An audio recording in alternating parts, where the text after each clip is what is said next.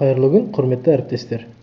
Бұл видеода мен сізге презентацияны генерациялау және жеке тапсырмалардың мүмкіндіктері туралы айтып беремін. Қолда бар КТЖ-ны қарастырғанда, презентация құру тек сабақ жоспар құрылғаннан кейін ғана қолжетімді болатынын байқайсыз. Себебі болашақ слайдтардың қаңқасы мен негізі дәл сол болып табылады. Барлығы бір рет басу арқылы жүзеге асады және сабақ өткізуге көмекші көрнекі материал ретінде қызмет етеді.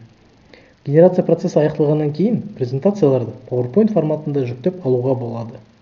Жеке тапсырмалар құру үшін сіз Excel форматындағы журналды жүктей аласыз. Немесе жүйеде бар сыныпты таңдай аласыз. Оқушылардың аты жөні шығады. Тапсырмалар генерациялау батырмасын басқанда сіз әр оқушыға арналған материалдар көрсетілетін бетке түсесіз. Оларды өңдеуге, қайта генерациялауға және PDF форматында жүктеп алуға болады.